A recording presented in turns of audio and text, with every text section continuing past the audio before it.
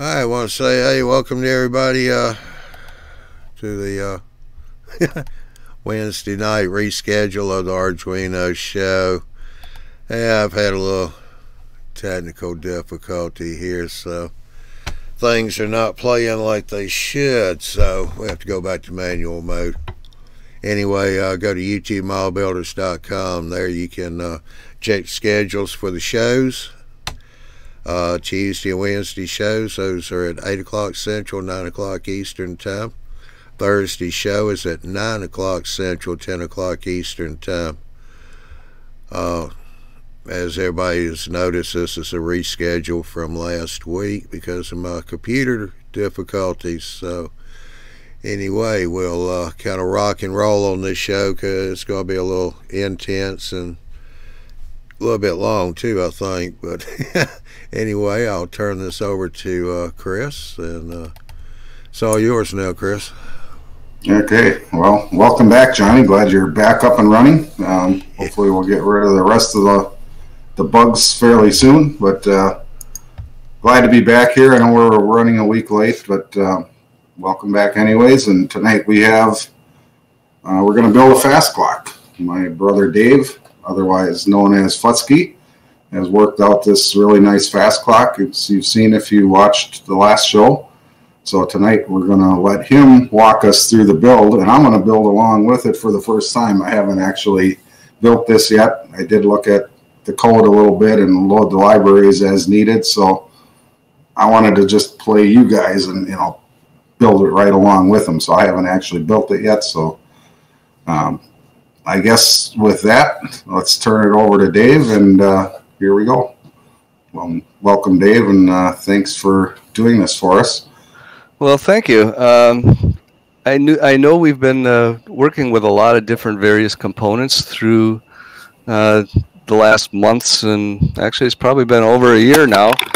And we've hit up most of these components, and I know a fast clock is one of those things that model railroaders tend to like to have on their model railroad. But they're a little bit expensive, and after both Chris and I had done quite a bit of research on the internet, we really couldn't find any Arduino fast clocks out there. And so I decided that it was probably time that somebody built one and made it open source so that anybody can build it. And so that's what I did. Since the last time you saw it, you may notice the screen looks a little bit different than the last time we were looking at the screen. That's because I completely rewrote the program in the last month because I didn't like the way it was going. It was going to take too long, and was just getting a little bit too complicated the way it was. So I rewrote it, but it's fully functional at this point. Can't say it's 100% bug-free. Nothing ever really is. But we'll see. And let me give you a real quick demo of what it is. This is well, let me reboot my Arduino. Initially, when you boot up the screen or boot up the Arduino, it gives you a little entry screen. Tells me, splash screen, tells you my name and whatever, how to get it doesn't tell you how to get a hold of me, but what version of the software it is. And initially it comes up with a real time and a fast time and a little bit of menu. Initially the fast time is going to be paused. You can change it, select some menu options in here. Right now I have my fast clock ratio set to be 20:1 so that we can actually see what's happening on the screen. If I had it set to 4:1 where 1 minute every 15 seconds, it'd take kind of long to see what's happening. So I set it to 21, which is every 3 seconds a minute advances on the fast clock. A couple of options here for setting the clock. We need to be able to set the fast clock to a start time. You can do that. What I'm doing is I have this rotary encoder, this push button dial, kind of like a radio dial. It's called a rotary encoder. We'll go through that a little bit later. You can set your fast clock by clicking on it. Now it allows you to change it. And initially, it just advances through the options like that. But if you click it again, you can see it says now set the hours. You can advance the hours forward and backward any way you need to. Now click the button again. It says set minutes. So if we want to start our session and pretend, okay, we're going to start the day at 8:45 in the morning, come by, save that. There's an option here for setting the real clock. I'll skip that. That works exactly like the other one. An option here for 12-hour format, or if you just click the button once, you get a 24-hour format. I'll go back to 12-hour format. Go back. There's also an option in here for restarting the clock. So let's say you started the clock during the middle of the day or sometime, and you wanted to go back and start at 8:45 again in the morning. You could just go back and restart your clock to what it was originally set to. And these options, by the way, when you change them, the options will stay so that next time you start your fast clock, if you set 8:45 as your start time in the morning, it'll stay at 8:45 for your start time. And the ratio will stay to whatever fast clock ratio you want. The same with the 12-hour or 24-hour time format. And go back. And you so that stays in memory until you next change it, whether you turn the Arduino off or not, correct? That is correct. That takes advantage of the real-time clock, the ability of the real-time clock module that we used once upon a time. I'll show you these parts in a little bit. But it takes advantage of the fact that that's got a battery on it and will remember things for as long as you need to, as long as the battery is good. Right now it's paused. If I hit it, changes to running. And now every 3 seconds you're going to see my fast clock, both the LED and the LCD are changing. The reason we have the LED is so that you can have the LCD part, this part here, is good for your main control panel. Probably your dispatcher's desk or whatever. And spread throughout the railroad, we'll eventually get to the point where you can have multiple distributed LED clocks just displaying the time. And you could see that it's going to stay perfectly in sync with that. They both change at exactly the same time. And that's basically it. Oh, one thing you may notice at the top, I have LNBS. That stands for Lexington and Big Sandy. That's one of our railroad friends. That's his road name. And so I decided to put that on there just for the kicks and grins. You will be able to change that road name in the code yourself. I'll show you where to do that. You guys have any questions?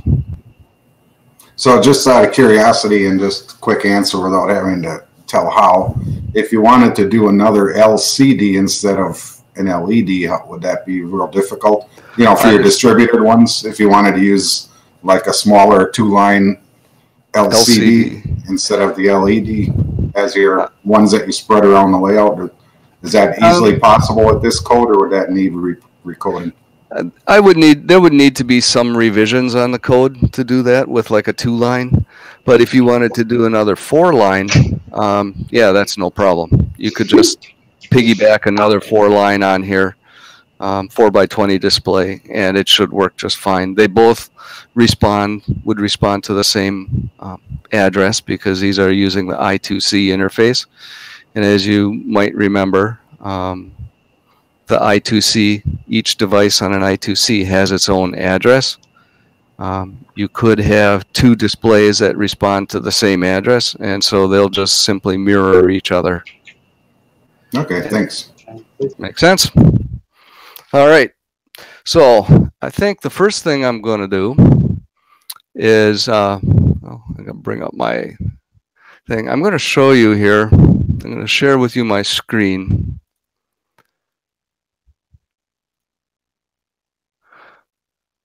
Okay, you guys should see my screen. I have this web link up here, and all my source code is out there, and there's all sorts of documentation that I kind of wrote. Everything I wrote is going to be here.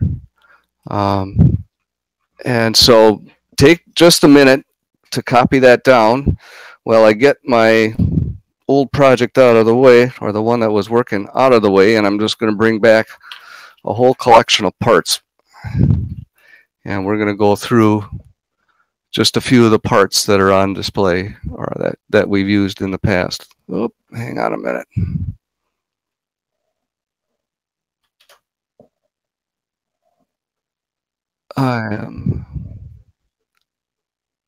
Right, the address will be in the YouTube, yeah, in the recorded session, in the comments, so that you'll be able to find this in the future. Unfortunately, I have not yet gotten Google to be able to find it, and I'm hoping that happens sometime soon, because I don't want to, I want you guys to be able to find this via Google by just searching on Arduino Fast Clock.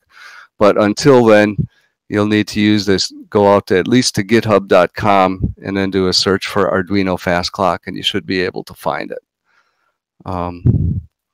I'll just give you a real quick look at what the page looks like. You guys are seeing that, right? I kind of covered that up. I have two screens and I covered one up, so I can't see what's showing on the display.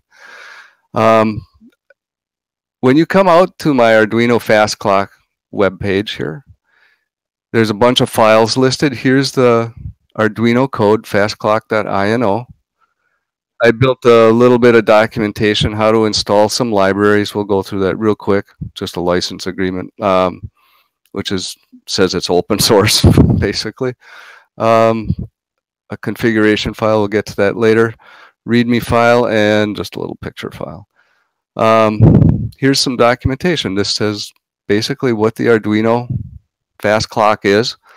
One of the things I'm going to just note, when you select a ratio on here, pick a ratio that's an even multiple of 60. If you don't pick an even multiple of 60, you might find that every few seconds, one of the minutes might appear about a second or so longer. And that's just because of the way the code is written. Every second, it checks to see if it needs to update the fast clock. Actually, it does that like 20 times a second, but because it only shows minutes, there's just kind of a weird glitch that makes it look like it stutters a little bit, even though it does actually stay on track. So just if you pick an even multiple of 60, you won't see that at all. And I listed those here. We have a parts list.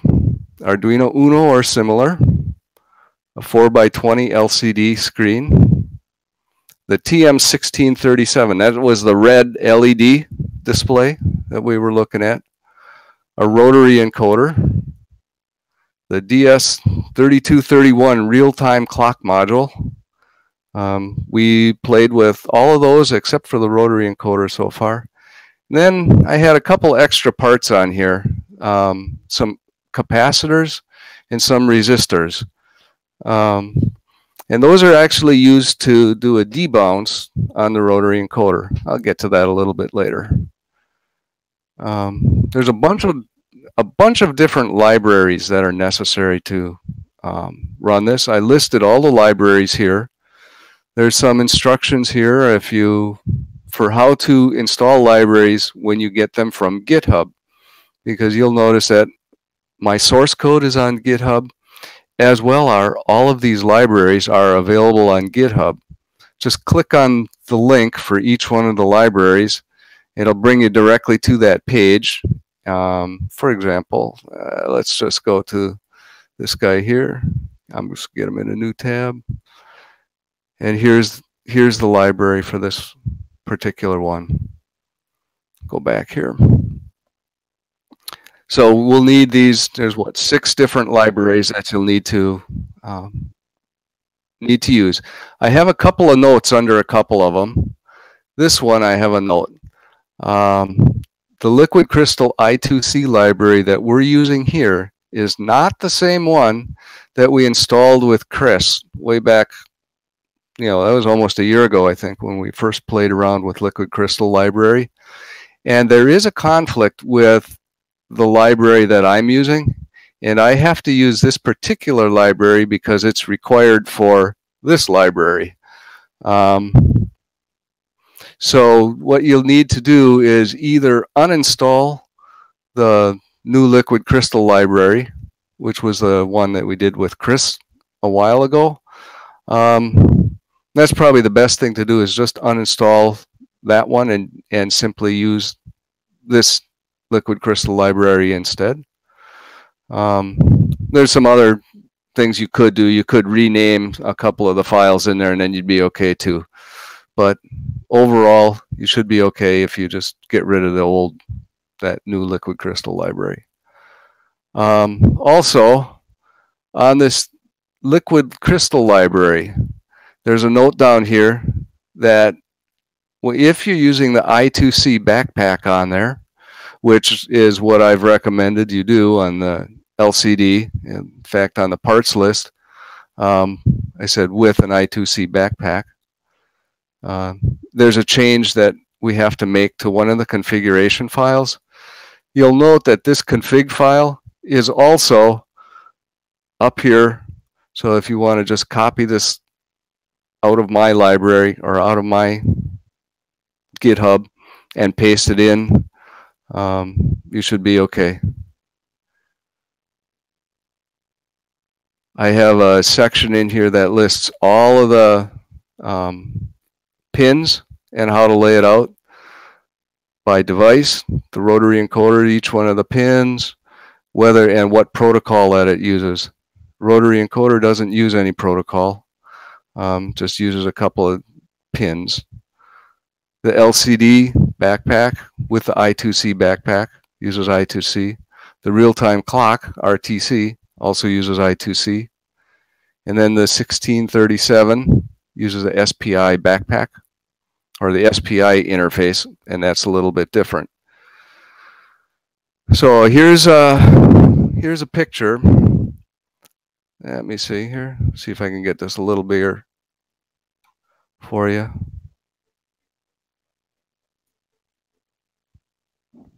Oh, okay.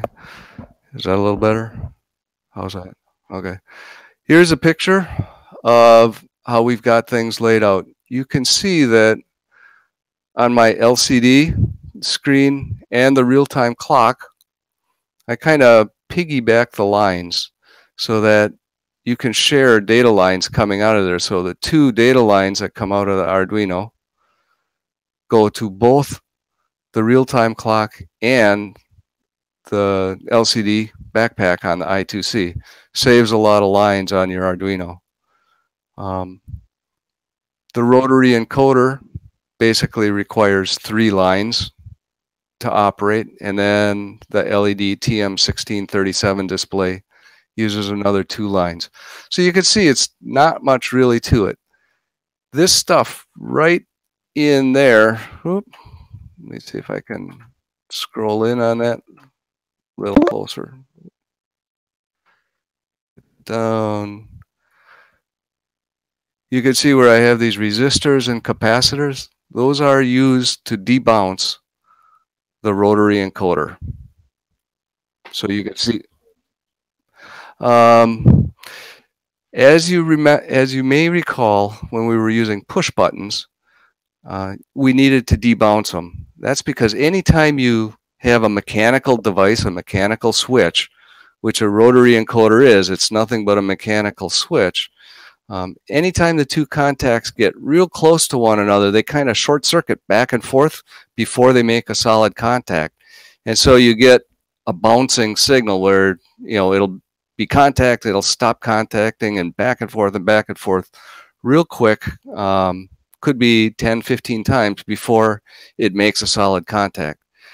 The capacitors and resistors in here will help to debounce that so that you only get a single signal or a single contact in there.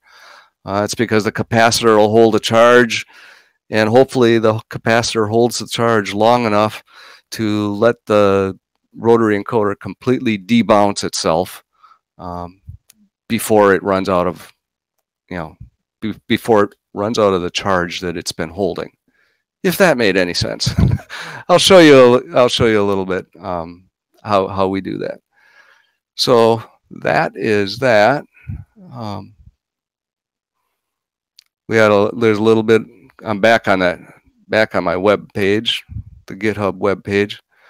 There's a little discussion on the source code, how the best way to copy the source code, or an easy way to copy it into the Arduino environment.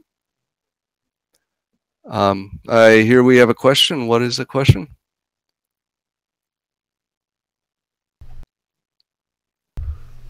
Let me get back over here, and who is it? Oh, Zane's Trains and Things. If you can just give him a quick description.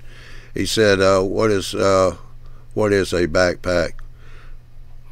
Oh, okay. I will show you what the backpack is in just a minute. How's that? Because I think, in fact, I'm going to stop sharing my screen. I'm going to switch over to my camera, and I'll show you the parts, and I'll show you the backpack.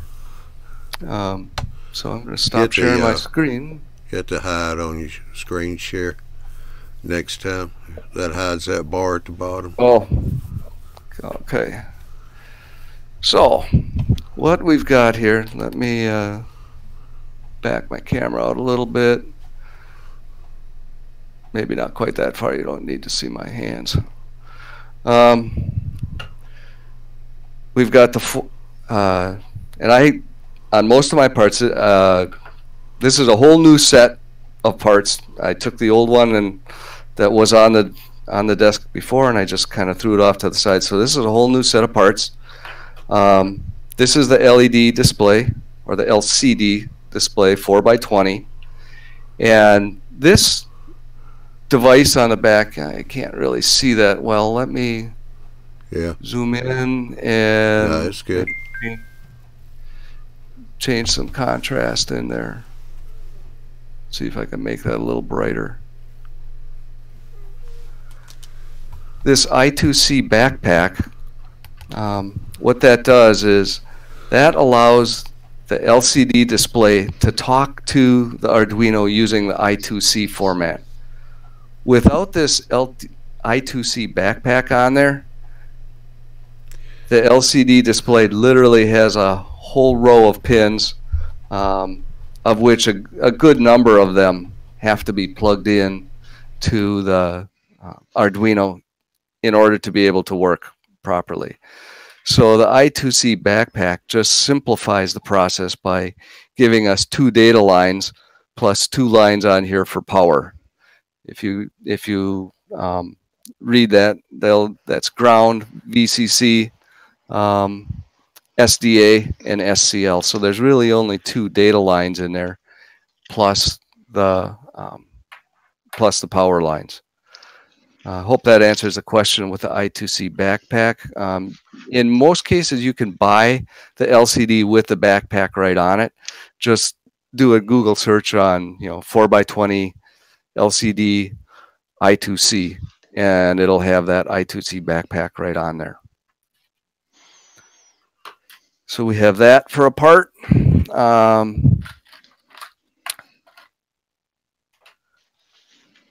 We have an Arduino for a part. Real-time clock module.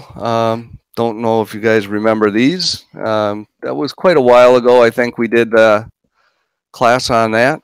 That's got a couple of lines on here. This is also an I2C device. So this has, if we look through it, the same.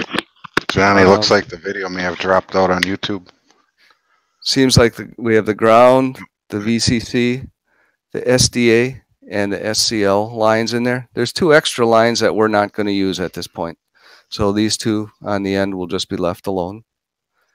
I'm going to take what I'm going to do with this. Well, this one actually goes directly in the motherboard. So we're in the breadboard.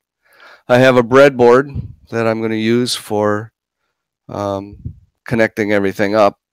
In the long run, you might want to solder everything together, especially if you plan on using it, because a breadboard is notoriously unreliable. You see, I have a couple of lines on here just running across here. I have one that goes from power to power and from ground to ground just to get both rails to be the same. I have two lines over here too that just bring power out. I just set those up in advance. It's not that big of a deal. Let's see.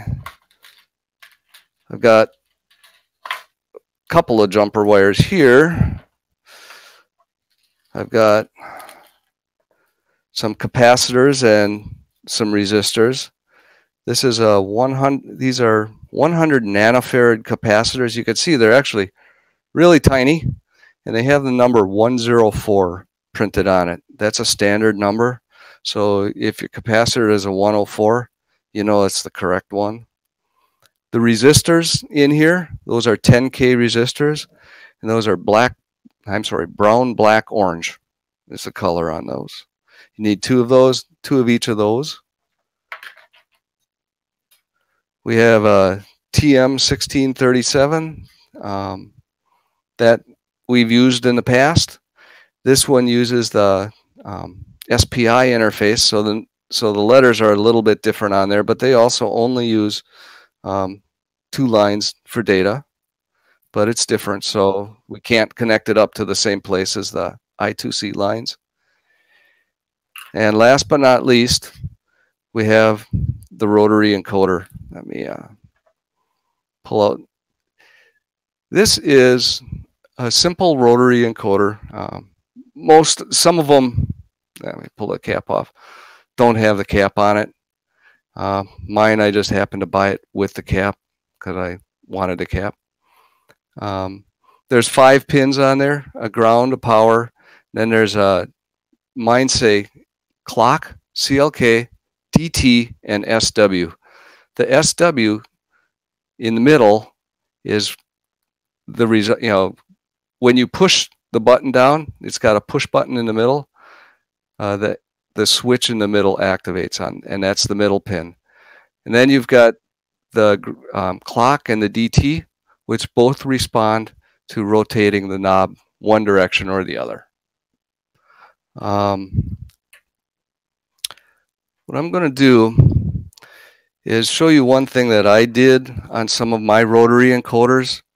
You see, in this project, we have these these capacitors that we're going to use. I took my rotary encoders, and you see on the one end of the rotary encoder, they have 3 pins. One's the A pin, one's a B pin, and the ground is in the middle. If you remember that diagram, I'm not going to bring it up right now, but I got some other stuff I want to show you on it. That they go from the A pin to ground and from the B pin to ground. And so you could take care of that and put them right on the rotary encoder itself, like I did right here. And it's actually best to get them as close to the switch as possible. And actually my testing here at home has proven that that is actually the case. You really kind of want to get it as close to as possible. The actual rotary encoder, because it was most reliable and dependable when I had it right here. Not having them at all, it was really bouncy, and I had no idea. You know, the thing was bouncing all over the place. I couldn't control rotating on the menu. It would go skip 2, 3, then it would go backwards when I'm rolling forwards, and forwards when I'm rolling backwards, and that's all a result of bouncing. And so bottom line is you kind of need to have some debouncing logic in there. And so it worked really good when I had them right on here. So I'd recommend putting them right on the rotary encoder itself, as you can see right there. And let me know if I fall off the screen. I was sitting here looking at the device, and I'm slowly walking right off the screen. You guys can't see anything then. So what I want to do now is I want to just bring up a link or two and show you a little bit about how the rotary encoder works on the internals of it.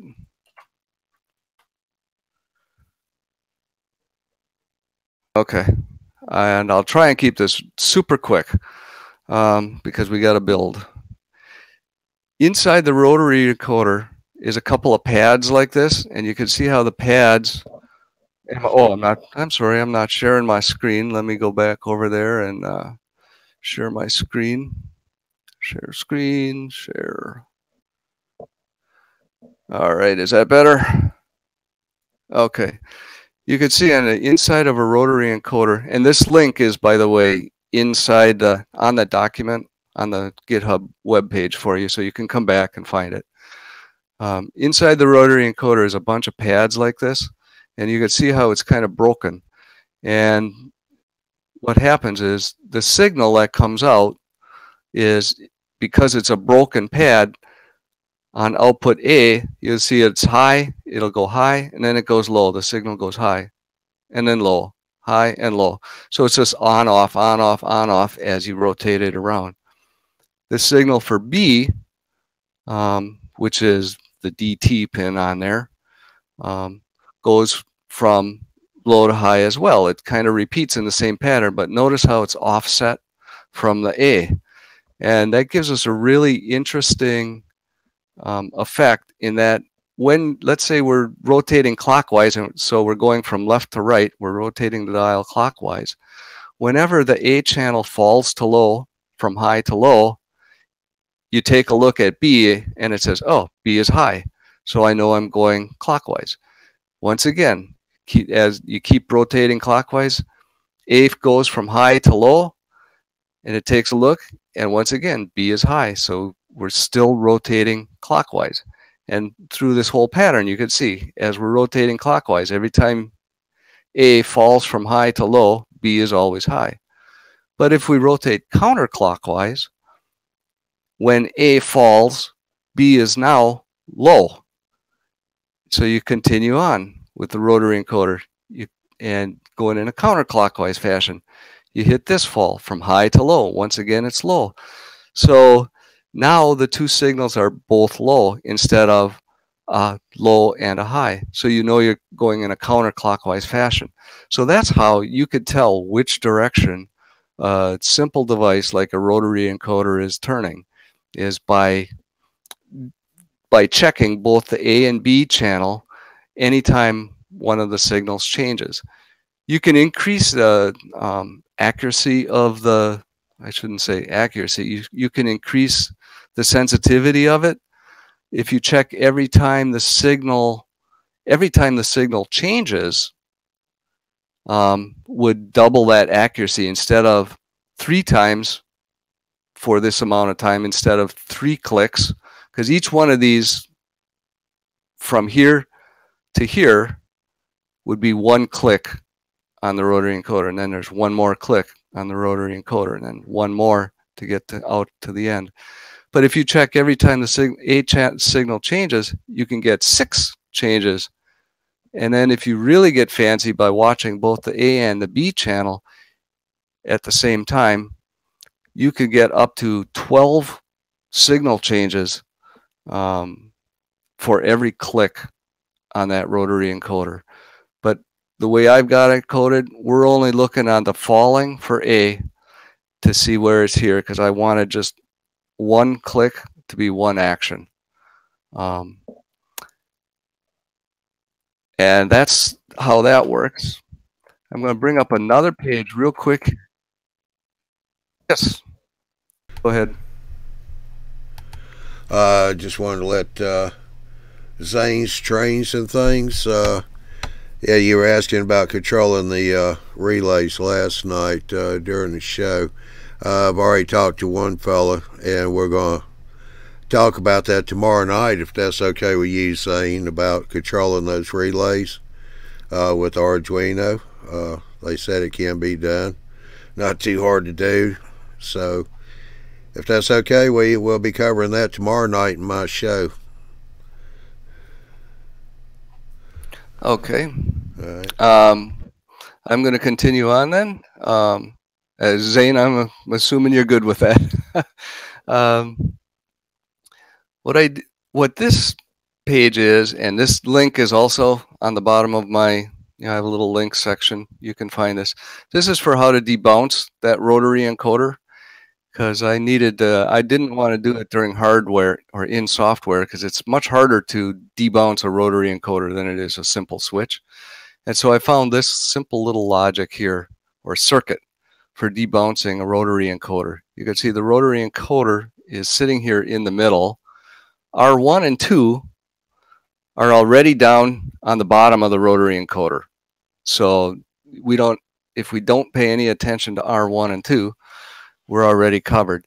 This is the other half of what we were going to add to the rotary encoder, is a 100 nanofarad capacitor, which goes straight to ground, and then a 100K resistor that goes from that capacitor or from the output from the switch directly into the Arduino. And that would be PB5 and 6 are the inputs into the Arduino, or the pin on the in pin on the Arduino.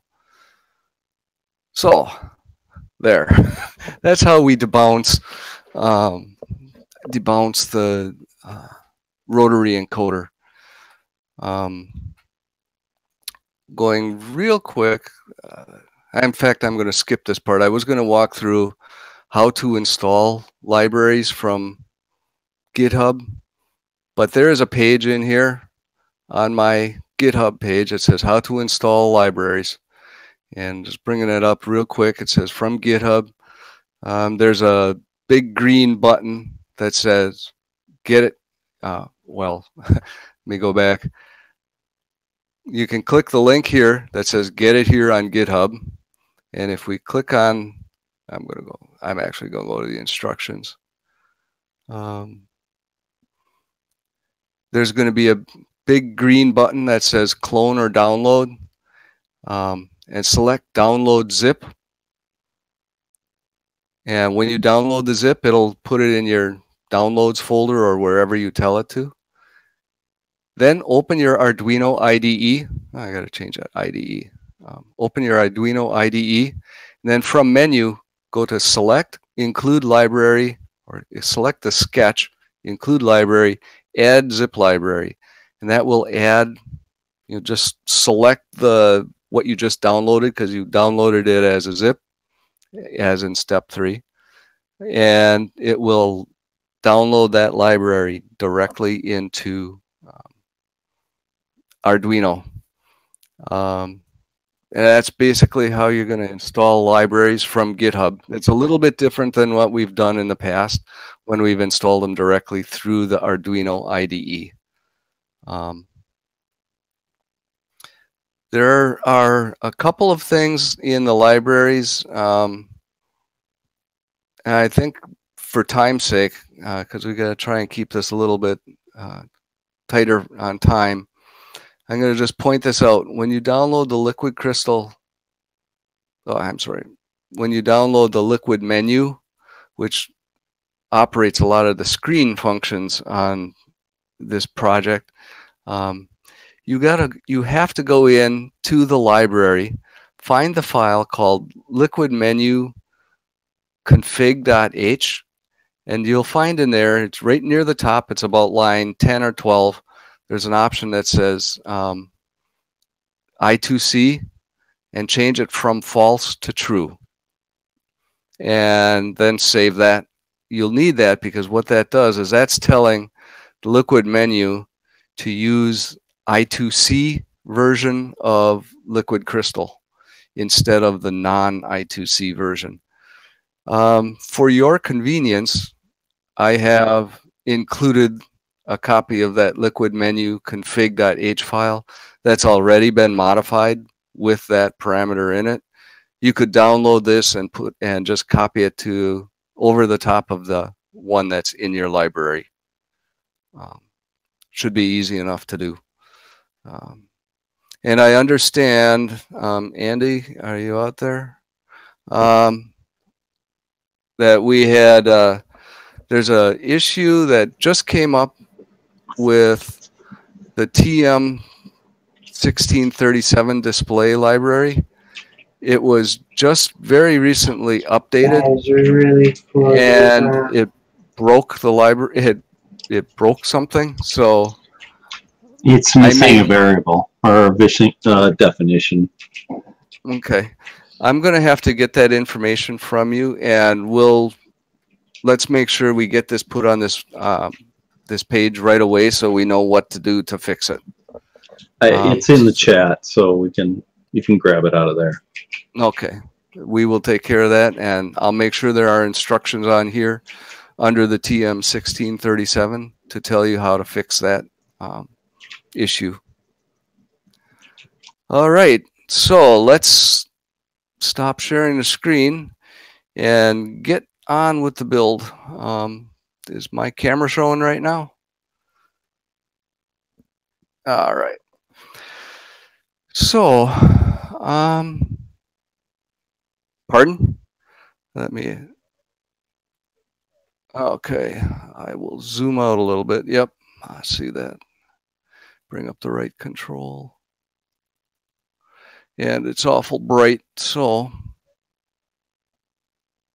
whoa, it doesn't like that.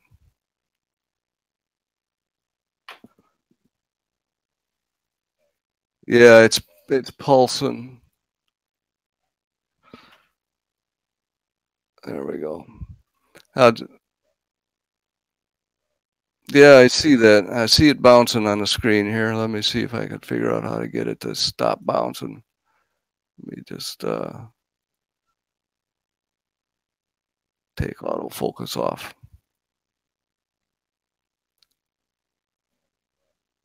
Yep. Got to take off autofocus and we're good. Okay. Let's build this puppy.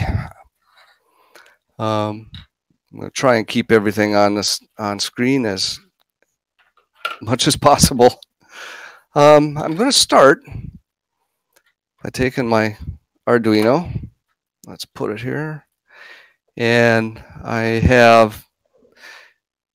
you'll see I went through and I bought a couple of ribbon cables. And so I have a lot of things where they're 2 and 3 and 4 all in one.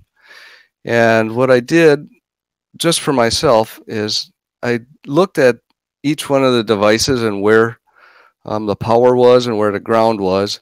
And the ground always tended to be on the outside, followed by power right next to it, and then the other data pins. In this case, on the TM1637, you can see, you can't really see on the back side. It'll say ground, VCC, SDA, and DIO and CLK on this particular one. But you can see that I have the ground and the power together. And so I have a whole bunch of wires. Each one of my devices is basically the same way. And I ripped apart these long ribbon cables, and so they're all like that. And it helps me to make sure everything's color-coded correctly. Just a helpful hint, I guess. So I'm going to start by taking the power. And let's attach power. I have the ground and the 5-volt right there. And I'm going to just run those over to my board. And as you see, I copied them over here to the other side just so that I had them there. I'm going to take my real-time clock and align up. You can see I ran the power and the ground pins or wires already over. So I'm just going to line up those power and the ground pins to make sure they line up with the real-time clock. And I'm just going to put them in the board right there. Hang on, I got to flip something here. Make sure that I getting everything in the right order. Now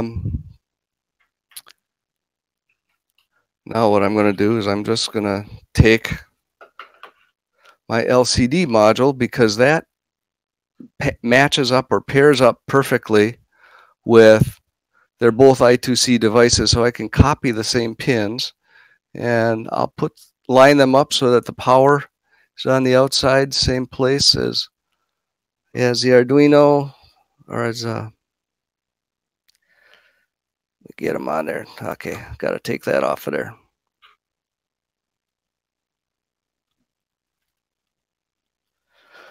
Line them all up, and you can see on the back here where my power and my ground is. And I'm just going to line up the real-time clock module right on top of that. So now my power is carried over, and the I2C is,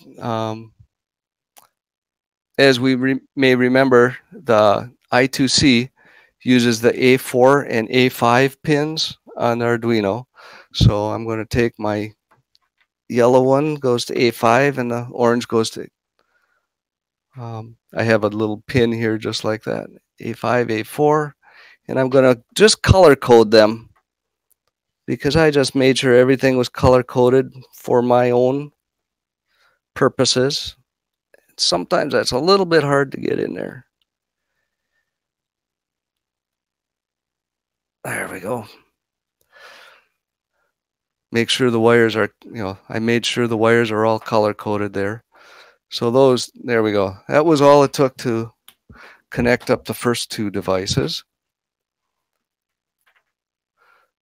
Next one, I think I'm going to do the, well, I still got room on the board.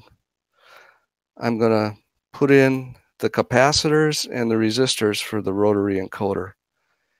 As we remember, the rotary encoder, two of the channels, the A channel and the B channel, need a capacitor on them that goes to ground. And so I'm going to take two of these. Sorry about that. I have to adjust my microphone's falling off. Take two capacitors, and I'm just going to run them right next to each other and run them straight to ground.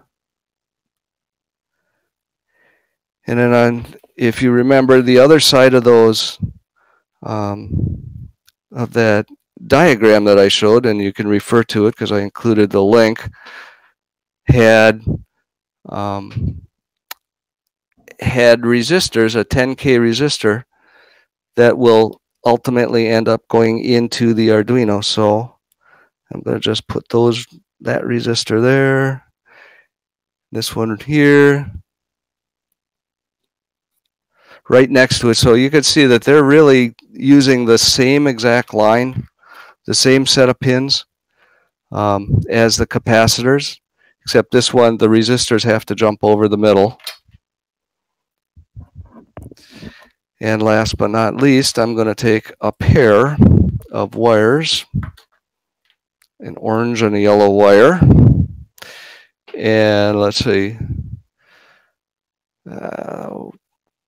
I'm going to take, I'm sorry, I have here it is. The orange one, which is going to be the A pin on the rotary encoder, is going to go to my pin number 2. If we looked at that, at the pin diagram, pin layout on the web page, it'll tell you that. Let's see, that one is going to be yellow, pin 2, 3, and 4, yellow, green, and orange. And green is going to go over here. And I'm just going to put those 3 pins right coming in there so that the rotary encoder has got those pins.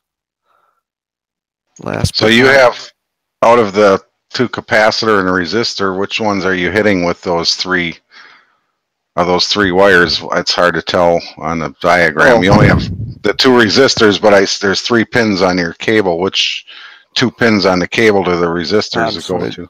Let me just verify that. I've got the resistor goes to. I've got that on. It should be on the green and the yellow. The resistor should be on green and yellow. So that's a good catch on that. You tripped me up. You caught it. Good catch, Chris. And the green and yellow are going to which pins on the Arduino? The green and the yellow. The green goes to pin 3. The yellow goes to pin 2.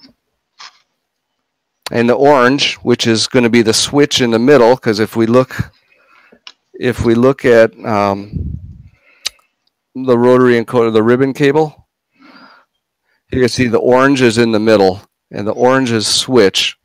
And so I have one just simple jumper wire because we're not doing any capacitor or resistor on this jumper wire. And so I'll do that one separate as just a simple jumper. And last but not least, I'm going to take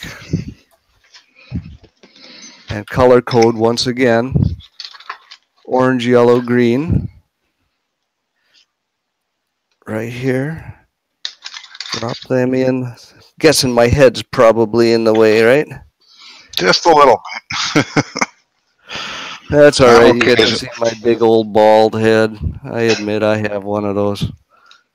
And I plug the power in as close as I can, just right there. Okay, so to back up real quick, we got the yellow and the green going to 2 and 3, and the button goes orange. The orange one goes to 4. And the orange one also skips over. There's no resistor or capacitor on the orange one. That really just goes straight to the... It goes straight in, yes. But because we're doing a stop off on the breadboard, we need to include that there. Okay. And last but not least, I'm going to take, we have this one, TM1637. And the TM1637 goes to pins 11 and 12. And I'm going to just use, once again, yellow going to pin 11 and orange going to pin 12. And if I get these right. All right. Make sure that's right. 11, 12. Yep. I'm just going to drag them over here just so I can see them. Trying to keep up, but I'm running out of wires here. So yeah, no, I get it, Chris. There's I use these big ribbon cables just to make life easier for me. And if you don't have the ribbons cables, you got a whole lot of different wires to pull. So last but not least, I'm going to plug in the power. Yeah, and sorry if I'm going through this real fast. Had a lot of material to go through tonight. And I'm just hoping that everybody takes the time to go through the YouTube video a couple of times, as many times as you need. That's why we record this on YouTube and make sure that everybody can go through and get it done. So that's basically it. We've included all the parts. I even your GitHub has a good pin to pin. I thought that's the way I hooked mine up, and it worked really good. Perfect. Thank you. I'm glad to know that I did something right. I see Greg has actually got he did a working copy of this last night already, was it? I did it just before the show. I put it all together. Okay. I guess then things. I got one quick question, Dave. Yeah, go ahead, Chris. Remembering back when you had the diagram up to show us the capacitors. Sure. I thought I saw 4 resistors on that diagram, but I see you only have 2 on your breadboard. Right. There is only 2. There's 2 capacitors and 2 resistors. But resistors wise, is there? I thought the diagram had 2 additional resistors on the other pins, but no, I think there's. Those are the 2 extra ones that are on the switch already. Right, I know which one you're talking about. You were talking about Here's I'm showing you the link that's on there. It's on the web page in this diagram. Exactly, that's the one. Sorry. Yeah, so there's a total of 4 10K resistors on there. That's what I thought I remembered seeing. I did mention, and you probably forgot. Might have missed it. Might have missed it. That R1 and R2. If you look on the bottom of your rotary encoder, you can see R1 and R2 are already on there. on the bottom of the rotary Oh yeah, encoder. I got actually an R1, 2, and 3 on mine. Right, you got the R3 is for the switch. Yep. One of them is for the switch. So that's why the diagram shows 4 resistors, but you're really only putting 2 in because 2 are already on the bottom of the board. That was a good question. Good question, Chris. I'm going to stop sharing that. Go back to the camera. Actually, I think I'm going to go back to share, because what I'm going to do now is I'm going to share my screen, and I'm going to bring up my Arduino environment. And there's one thing you guys will probably notice with my Arduino environment. Is that on screen now? Okay. My Arduino environment doesn't look like other people's. I wanted to do this just to show you that there are other environments available. I do programming for a living, and so I tend to like a little bit more robust of an editor. Microsoft makes a tool called Visual Studio, and there is a free edition out there called Visual Studio Community Edition. And if you download and install Visual Studio Community Edition, along with a tool up here called Visual Micro adds, it basically steals everything that's in your Arduino environment. So you have to have the Arduino IDE installed on your computer, and all the libraries and everything, and it copies everything directly out of the Arduino IDE and uses it for its own purposes. However, it's as a developer or programmer, it's a better editor, a little bit faster, easier to use. I could do things like here, I'm scrolling through the code and you could see how much code it is, and if I want to go to the bottom, it takes a long time to get there. Other things you can do is you can toggle the outlining. So now you can see my line numbers go from 182 all the way to 512 in just a couple of lines, because it collapsed all these blocks of code. Anything that it identifies as an actual block of code, for example here, we'll take this one, set mil text. I had a little function for setting the military text. I can expand it and show that and collapse it, and I could just look at what I want. In addition, over here on the side, way over on the right hand side, if I knew I wanted to go to, let's say, setup, and I was somewhere in the program, I could click on setup here and it brings me right straight to setup. Or the variables are also listed. I wanted to find out where RC text is defined. Here's where RC text was defined. Rotary encoder A and B, defining your pins. So this is just one option. That's all I'm going to talk about for now with it. But I'm going to use it so you guys can just see me using it, because you've all seen the Arduino IDE. At the top of the program, I have a section blocked off, initial settings. You may want to adjust these settings.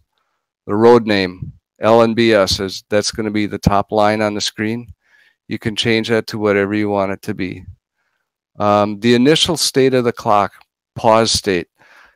Remember when I told you initially that the clock starts paused and that you have to start the fast clock running? You could set it to false, and then it will actually start as being running right away. So as soon as you plug in the clock, the fast clock will start running. You can set your default start time and minutes, and this is in military time. So this would be in the odd event that, let's say, your fast clock, the battery on your fast clock died. That's exactly what you'd get, would be 70. You could change that to whatever default time you want. If you wanted your operating session to start at, let's say, 8:30 a.m., fast clock time, that's where you could set it. You could set your default fast clock ratio. I have it set to 20. You're going to want to pick a different fast clock ratio. The welcome screen that I show you delays for 3 seconds. You can eliminate that completely by going to 0 milliseconds. I don't care. And last but not least, your LCD address. Mine was used X27 as the address. Some other ones, and I don't know if you remember back to the session when we were talking about LCD screens, some of them start with X3F, so you might have to change that. And there's a built-in debug mode that you can turn on if you really need to, and it dumps some stuff to the screen. I think one last thing I wanted to say real quick about this, where I'm looking for, here it is. How did I get the fast clock to work? There's this variable type called time t. Time t is a special kind of variable. In the past, we've always used integers and maybe a Boolean. For the most part, we've used integers. But time t is a special kind of variable. It's defined as holding the total number of seconds that have elapsed since January 1st, 1970. And so you could do easy math with that. If you add 60 to time t, you're adding 1 minute. So you don't have to do any bizarre calculations or anything like that to figure that out. You just add 60 seconds to time t, and 1 minute has elapsed. If you want to add an hour, you add 60 minutes. So that'd be 3,600 seconds. It doesn't matter where you are in the time. You don't have to figure out, did I roll over to a new day? Did I roll over to a new hour? Did I go from AM to PM? You don't have to worry about that.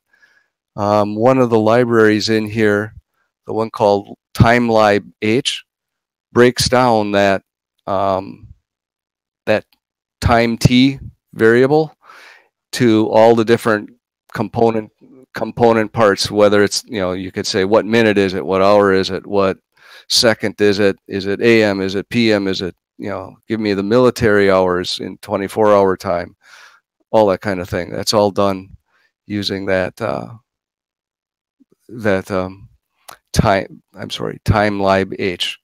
So that's basically how I managed to get time to work. And how do I tell how much time or to advance it? What I do is every 20th of a second or 20 times a second, I take a look and say, did 1 second advance on the real clock, not the fast clock, but on the real clock, did 1 second advance? If 1 second advanced on the real clock, I will go and I'll multiply the ratio by the number of seconds that have advanced, or in this case, 1 second would have advanced. And in my case, the ratio starts at 20. And so I'll multiply 1 by 20. So that gives me 20. I'll add 20 seconds to a fast clock time variable. So I have a real clock time variable and a fast clock time variable. And then I just break down each one of those for display. And that's how I managed to get the fast clock to work without doing any really bizarre gyrations. So any questions at this point? Nothing? Nothing? Okay, let's plug this in and load up the code. We built the project, gave you guys a few extra seconds to build the project. You could see right now nothing is on the display. Well, you can't see because I'm not sharing my camera. Okay. Right now you can see that I'm running the Blink program right now on the Arduino. That's all that's loaded on here. My display does nothing. The real-time clock lit up. You can see I have a red light on the real-time clock. But other than that, pretty much nothing is working because there's no program loaded. Let's compile this and run it. I'm going to upload right now. And it's compiling it for the first time. Uploading to COM3.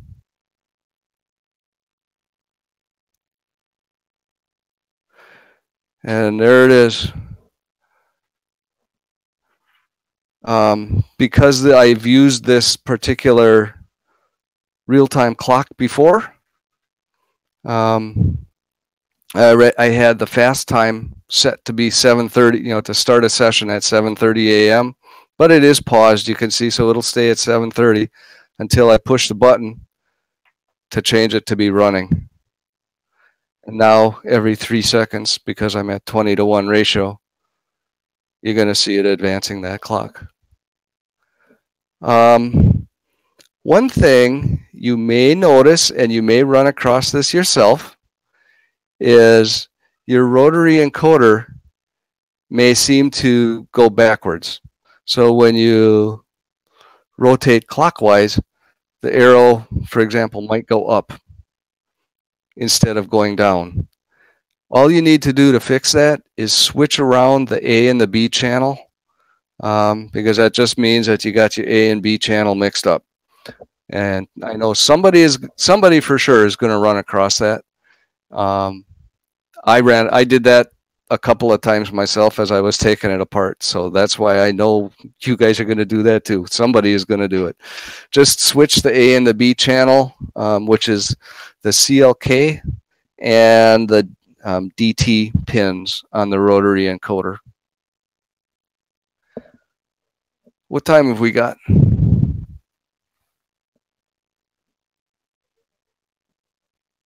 Okay, I see we're a little bit over. How's it going, Chris? Have you got it? I'm just rebuilding it again, and not going to quite make it for the show here. I actually went back and was some of my libraries needed loading. I know they worked the other day, but they didn't work today. So okay. I'll get those libraries loaded, and I'm just rebuilding it a little cleaner because I ran out of wires, but I'm getting pretty close. So I think, if I sit here for half an hour after the show, I should be able to have it working. If I do, I'll make a video of it and show it next time. So okay, now Chris, I do know that you tend to use that online version of the Arduino IDE as opposed to, I use Visual Studio, and most people are using the Arduino IDE. Have you run across any issues with using the online version? Not yet. And what I'll do is I'm actually loading the libraries to my desktop version of the IDE. But once I get that done and I get this working, I am going to try and do the online version, and just to make sure that actually worked, since you were using a different studios. What is the desktop studio or whatever that is? So I will give it a try, and then if we have any trouble, we can talk about it again on the next show, and if we find a remedy. But I think, I really appreciate, you really did a lot of good detailed work on that GitHub link. That's the whole key. Is it looks like you have just about everything you need there. So I hope so. One of the things that I am going to do, though, that I need to do, is for that TM1637 library, I am going to put in the notes for what you need to do to fix that library. And like I say, that issue popped up that Greg had seen. Greg noticed that because he just downloaded the library very recently. I downloaded it a couple of months ago. Well, it happens at, what was that, Greg, 18 days ago, that they had updated that library, and that in turn broke my usage of it. Yeah, it came out. I guess the new one came out on April 6th or something like that, and they reported there was a bug in it. Okay. So if they may, if I still have the old bug. version, if I still have the old version, which a lot of people will, if they've been working along with us because we've used that library before, if we still have the old version, will this still work? Yes. It should. Okay. So the fix only required for anybody that just recently, since April 6th, downloaded a new version of the library. Yeah, I downloaded it tonight, so that's why I got the bug.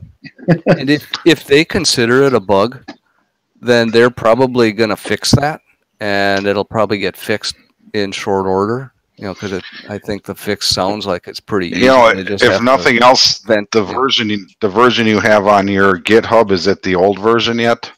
Or the link will take you to their version, but if I gave you a zip file of my version, oh sure, and you posted it up there for everybody to use that one instead, yes, that would be okay. I could do that. I would have no problem doing that. I mean, I'll do that after the show. I'll send you the zip file, and you can post it up on the GitHub and just label it like alternate old TM 1637 or something, that people know that that's the one to use until the bug or whatever issue it is gets resolved. Yep. Okay. That sounds like a good idea. There's one other thing that GitHub allows us to do that I'm going to show you guys how to do, and I hope people take advantage of this, because it's actually one of the prime features of GitHub. Is if you come out here to GitHub and you're on my Arduino Fast Clock page, you'll see that there's a Issues tab up here at the top. If you click on the Issues tab, this will allow you to open a new issue and tell me about a bug that you found in the code. And from there, I can go and try and fix that bug.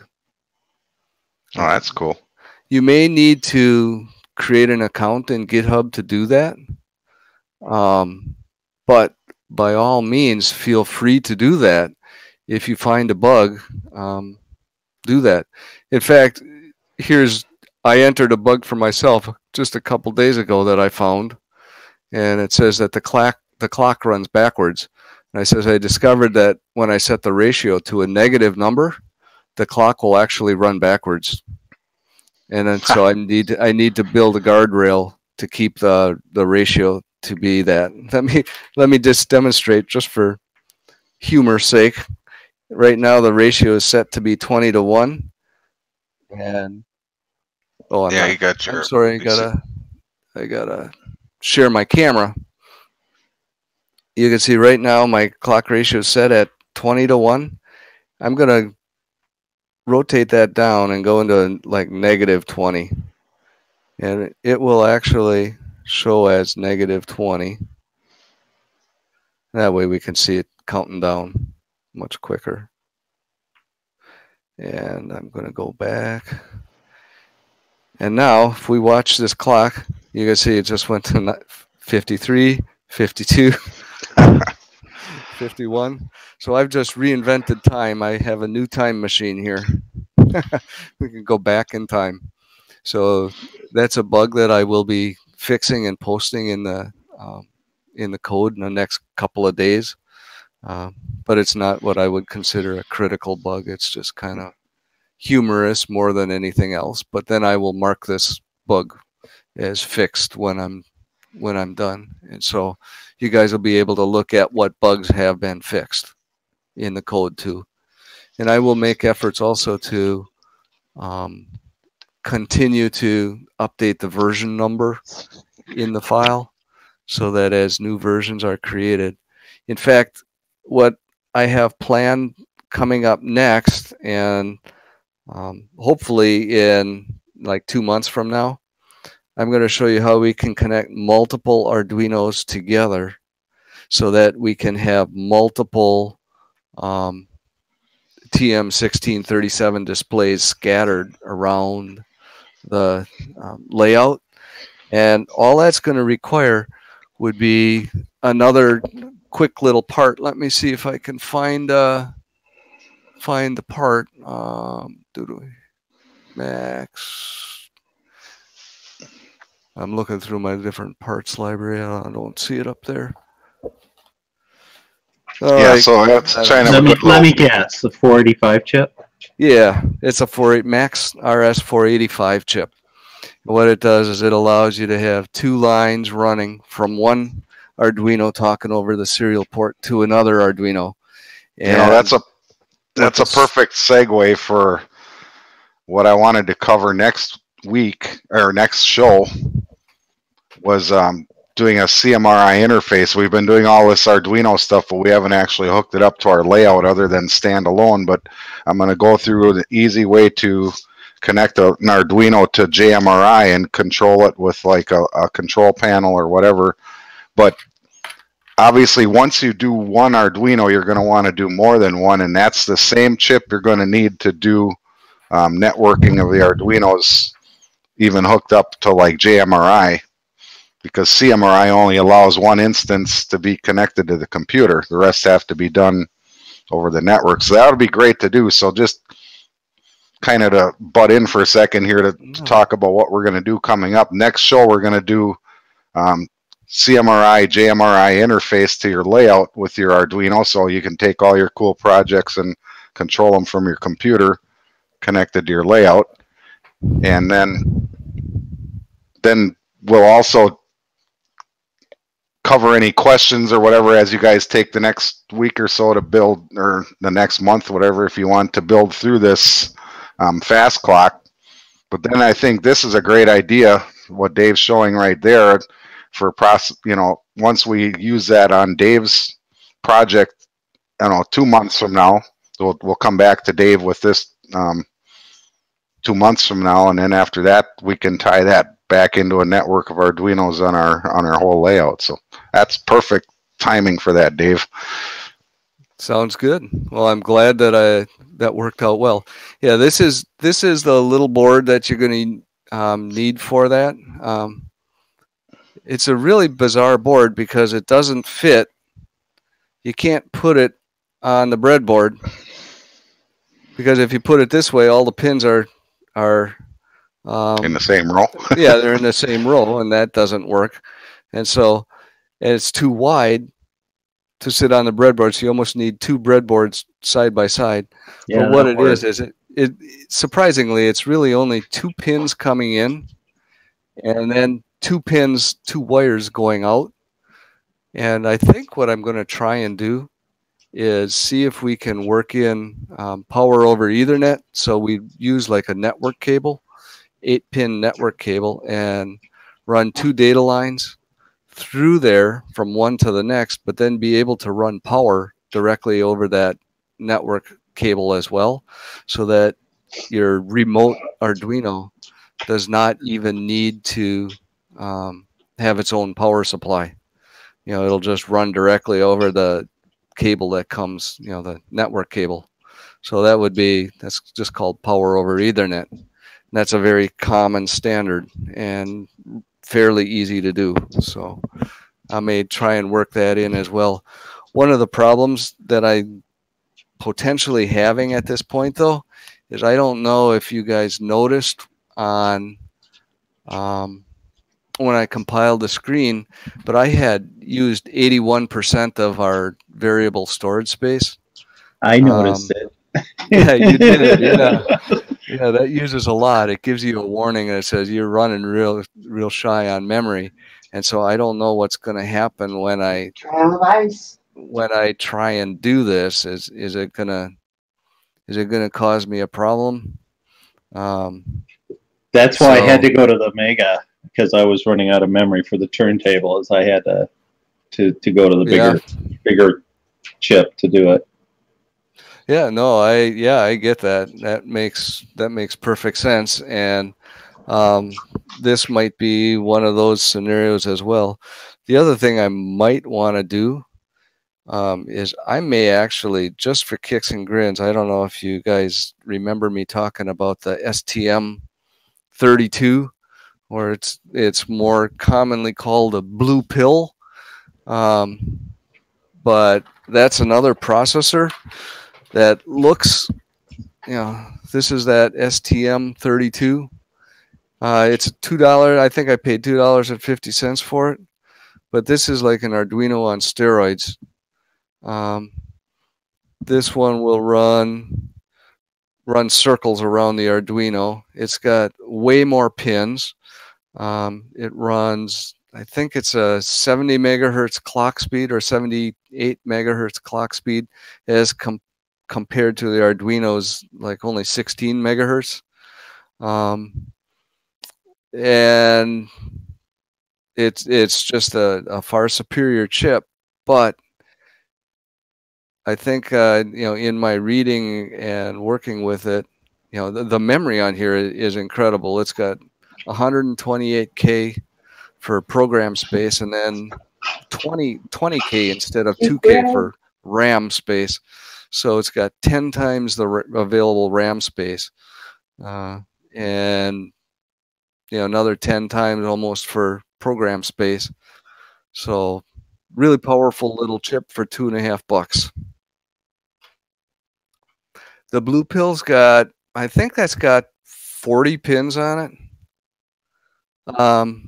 And let's see, I think it's got a grand total of about 30 of them can be used for data I/O, and majority of them are PWM, so you can use a pulse width modulation on them.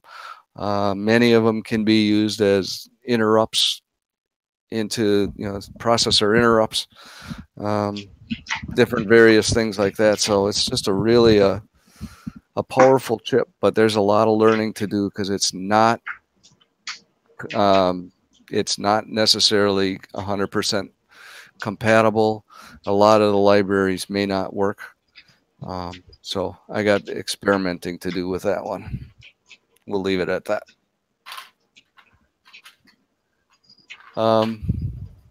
So if anybody has any suggestions, I think get a hold of Chris. Chris is probably the best one to get a hold of, and he can get questions and whatever over to me.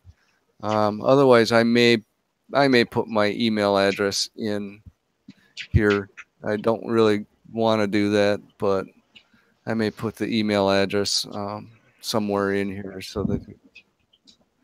Yeah, if you put it in GitHub, then it kind of becomes public domain, and I don't really care to do that. You guys can just email me at mrltrains@gmail.com, and I can pass it on to Dave. There's hey, I got one question. Go ahead. I got one question on your project here yet regarding the libraries. Yep. We're using the DS3231 fast clock or real-time clock, and that's the same one we've used in previous projects on this show. Is there a reason you're using the 3232 library instead of 3231? Yeah. Does the 3231 still work, or do I have to load them both? That's a good question. No, the 3232 library has the functions that I'm using to store data onto the clock. Okay, so let me just bring up a screen share. Yep, I'm going to do a screen share once and show everybody what I'm talking about, because as they get to that portion, they might. Let me make this full screen. So these are my libraries. Notice the one I have highlighted here, DS3231. That's for the fast or the real-time clock that we've used before on this show.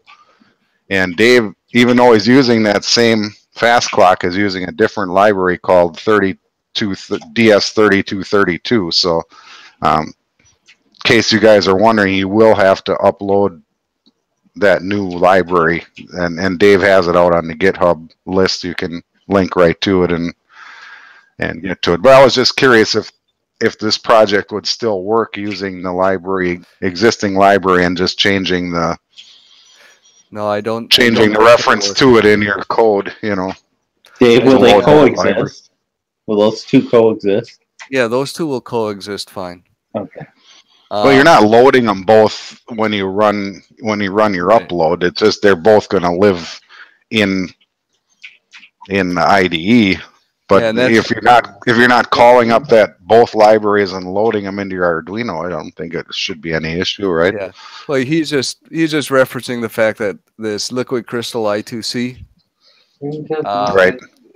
versus the new liquid crystal, they don't play together nicely. And so I did actually. But you're calling those both up, so no, not the new aren't you? liquid crystal. I don't call No, you're up not. crystal. What happens is that there's two, let's say we'll call it timer.h files, and the compiler doesn't know which one to use. Okay. It finds it in your library, and it's going, well, I found two, now I don't know which one to use. And that's why the old one needs to be removed. Yep. Thank you. That's an excellent description. So I guess if we have no more questions, Johnny, anybody out there have any questions?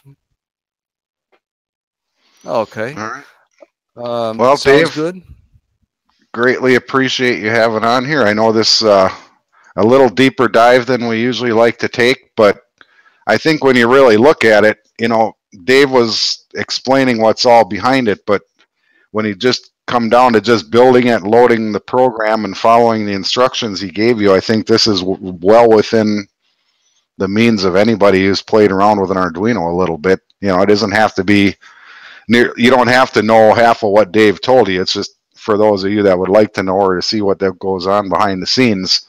But it's just a few more parts we're assembling, but I was able to assemble along while I was listening and loading libraries and then taking care of the dog and all kinds of things. So, if I sit here for half an hour undistracted, I could easily have this thing up and running. So what I really want you guys to do is, Greg went ahead and built one and he showed it to us, but go ahead and post up either on the YouTube community or on this video, in the comments.